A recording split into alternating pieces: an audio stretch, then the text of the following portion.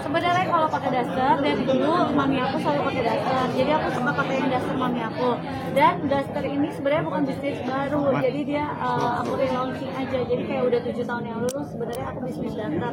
Cuman karena aku handle sendiri, produksi sendiri, packingan sendiri gitu dan online gitu. Jadi menurut aku nggak akan bisa masif gitu, nggak akan bisa lebih gede lagi dan aku maunya lebih gede lagi. Dan kebetulan pada saat kemarin ngobrol sama dokter Richard, kita misi kita tuh nyambung gitu loh. Jadi dan dokter Richard juga pasti udah ada manajemen yang lebih kuat lah, lebih mengerti gitu. Jadi akhirnya kita kerjasama agar dasar aku ini lebih besar lagi. Jadi kita mulai relaunching, dan relaunching sekarang modelnya nggak cuman yang kayak tradisional yang kayak gini, tapi ada model-model yang kekinian juga. Jadi nggak cuman segmennya kalau menurut orang kan kayak daster cuma ibu-ibu, tapi bisa dipakai buat tidur sehari-hari, buat anak muda, bisa buat yang daily di rumah. Apa yang istimewa atau nggak ada di daster lain atau yang ada di daster Sarwenda? Motifnya beda.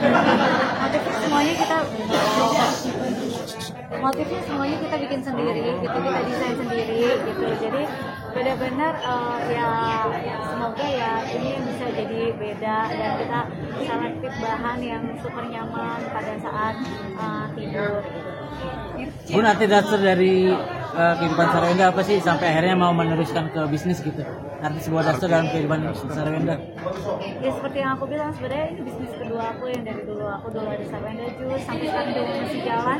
Cuman dasar Sarwenda juga ada, cuman kan dari dulu online.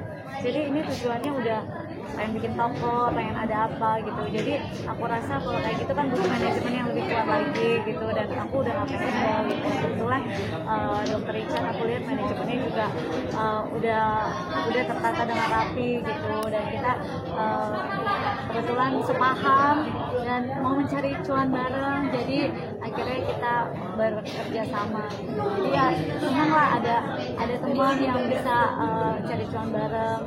Jadi bagi Vita Peren mungkin mau lagi mengembangkan gurita bisnisnya Vita di mana-mana. Ya karena aku pengen ketika ya kalau di dunia entertain gitu kan ada akunya. Kalau bisnis kan akunya nggak ada juga masih bisa berjalan gitu. Jadi ya pengen spend time lebih banyak lagi sama anak-anak. Jadi ya kalau bisa bisnisnya bisa lebih dikembangkan ya dikembangkan. Warisan buat anak juga nggak sih, Bun? Aku sih enggak, cuman ya karena ya mungkin ada jam-jamnya gitu kayak sekarang gitu kan, kadang ada anak-anak maunya jam malamnya jangan terlalu malam gitu. Itu kan kayak jadinya aku akan lebih fokus ke yang bisnis gitu. Tapi kalau di dunia entertain kalau misal sopan karakter yang cocok gitu, terus udah kayak gitu kerjanya yang pas dan waktu yang pas ya tergantung manajer aku aja lah.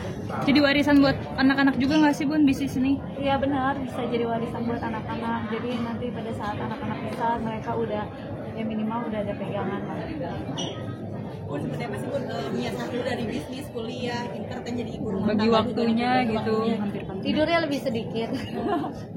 Tidur di mobil gitu, palingnya saatnya kayak gitu. Karena kan bangunnya lebih pagi gitu.